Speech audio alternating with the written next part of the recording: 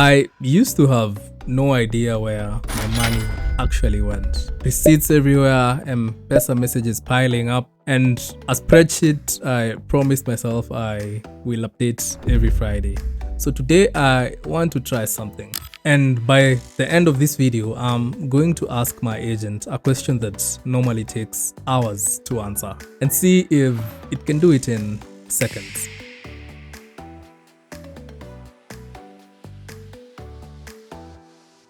And just like that, we already have an answer. This is where the product stops being an expense tracker and starts being something a bit more interesting.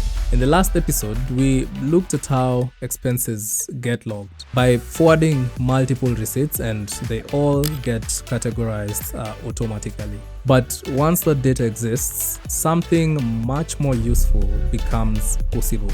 Most people try to track the spending, but the data is scattered everywhere. Receipts in your gallery, some are in hard copy, and m-pesa messages piled up in your inbox. And when you want to answer a simple question like, where did my money actually go? It becomes work, which is why most people never ask. But when the agent captures your expenses, you can start asking your finance questions. But one problem arises when you ask questions in WhatsApp, where the answer can get very, very long. So instead, the system generates what I call a magic link. And this opens a full statement with all your transactions organized by date and category. And the cool part is there's no login, there's no sign up forms that you need to fill in. You just click the link, enter your one-time password, and view your data. Another thing I added is